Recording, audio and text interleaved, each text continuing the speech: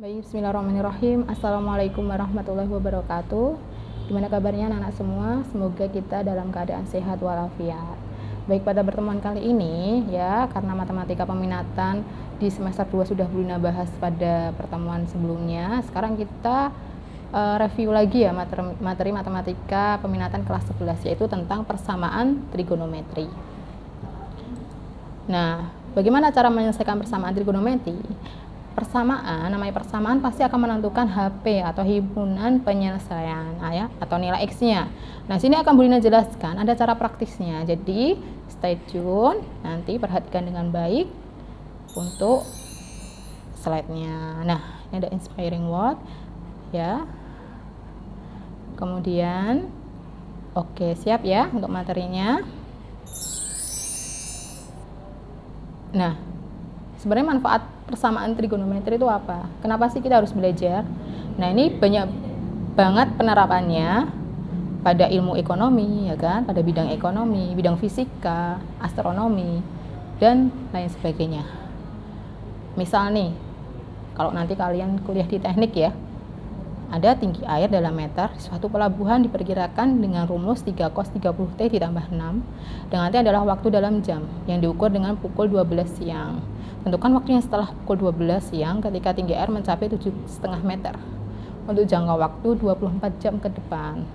Nah, ini bisa pakai rumus ini. Persamaan trigonometrinya adalah 3 cos 30T ditambah 6, di mana ini adalah sama dengan 7,5. Di mana interval T-nya itu dari 0 sampai 24. Nah, yang ditanyakan adalah T. Nah, ini bisa kalian pindah ruas ya nanti. 6, 7,5 kurang 6, 1,5. 1,5 dibagi 3 nanti setengah. Jadi cos 30T sama dengan setengah. Nah, nanti T-nya bisa dicari dengan persamaan trigonometri. Ini karena bentuk cos berarti bentuk kosinus. Baik. Ke basic konsepnya. Persamaan trigonometri yang pertama, yaitu persamaan trigonometri yang sederhana, yaitu bentuk sinus ya. Jadi ini ada bentuk derajat dan radian. Oke. Fokusnya di derajat. Misalnya nih ada sin X sama dengan sin alfa. Untuk menentukan nilai X-nya ada 2, X1 dan X2. X1 sama dengan alfa ditambah K kali 360 derajat, X2-nya sama dengan 180 derajat min alfa ditambah K kali 360 derajat, di mana K ini adalah bilangan bulat. Dalam radian juga sama, gitu ya. Sekarang bentuk 2 yaitu persamaan trigonometri fungsi kosinus. Cos X sama dengan cos alfa, X1 sama dengan alfa ditambah K kali 360, X2-nya min alfa ditambah K kali 360. Dengan K adalah bilangan bulat. Bentuk 3 adalah persamaan fungsi tangen. Nah, ini tangen cuma ada satu. Tangen X sama dengan tangen alfa itu adalah untuk mencari nilai X-nya sama dengan alfa ditambah K kali 180. Untuk K-nya bilangan bulat. Nah, kenapa ini 180 kalau sin cos tadi 360? Karena periode fungsi dari tangen itu adalah 180. Sedangkan sin cos itu periode fungsinya adalah 360. Periode fungsi itu apa?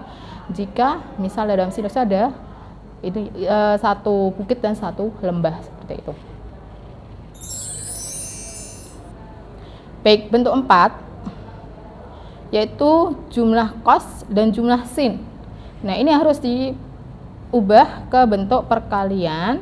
Masih ingat ya rumus trigonometri bahwa cos A ditambah cos B itu adalah bentuk perkaliannya 2 cos ya, cos A plus B per 2, cos A min B per 2, sedangkan sin A ditambah sin B itu sama dengan 2 sin A plus B per 2, cos A min B per 2. Jadi penjumlahan harus diubah ke perkalian. Nah, ini selisih 2 cos dan selisih 2 sin. Ini juga diubah ke bentuk perkalian ini. Ini A-nya adalah X plus A, B-nya adalah X plus B. Nanti bisa disubstitusi di sini. Seperti itu ya, bentuk 4-nya. Baik, untuk bentuk 5. Nah, misal ada A sin X ditambah B cos X sama dengan C. Nah, ini harus diubah ke bentuk K kali sin X plus alfa sama dengan C. K-nya itu apa? K adalah akar dari A kuadrat ditambah B kuadrat.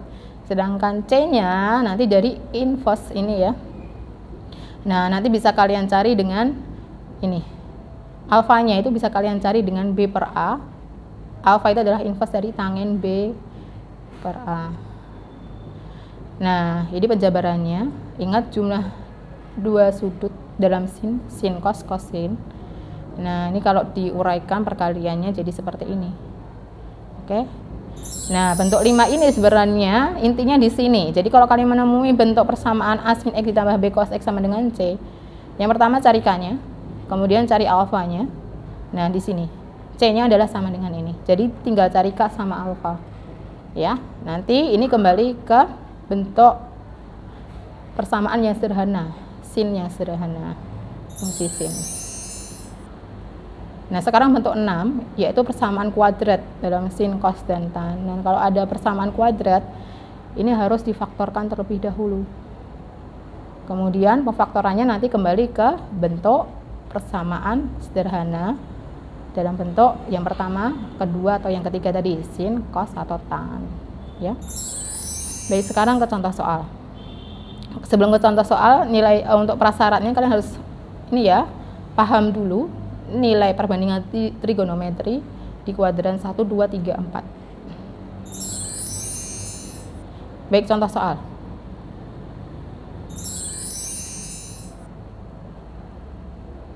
Nah, misal ada sin 3x sama dengan setengah. Untuk nilai x-nya dibatasi dari 0 sampai 180 derajat. Nah, ini bentuk persamaan sin, fungsi sin tadi ya. Sin X sama dengan sin alfa, setengah itu sin 30 derajat. Nah, tadi untuk fungsi sin tadi ada 2. 3X sama dengan 30 derajat tambah K kali 360 dan 180 derajat min 30. Nah, ini masih 3X, maka harus dibagi 3 semua. Jadi ini 10 ditambah K kali 120, yang ini jadi 50 ditambah K kali 120. Nah, K-nya tadi bilangan bulat, kalian coba-coba yang memenuhi dari syarat domainnya atau syarat ini. Maka yang memenuhi adalah 10, 130, 50, dan 110. Nah, ini harus berurutan, jadi HP-nya ini. Paham ya? Baik, contoh yang kedua. Misalnya ada 2 cos 2x tambah 1 sama dengan 0, intervalnya dari 0 sampai 360. Untuk cos tadi, nah ini harus dibentuk cos x sama dengan cos alfa ya. Untuk cos tadi ada alfa sama min alfa. Nah, ini harus dibagi 2. Ketemu 60, ini min 60 ya. Ini juga dibagi 2. Nah, K-nya diganti. Nah, yang memenuhi ada 4 ini. Jadi HP-nya 60, 120, 240, dan 300. Ini memenuhi domainnya. Oke?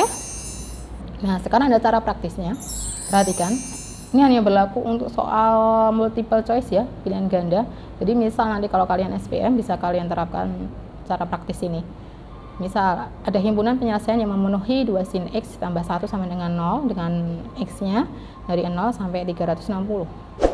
Nah, sebenarnya ini kalian bisa ini ya, try by error dengan substitusi nilai X-nya pada opsinya. Ya.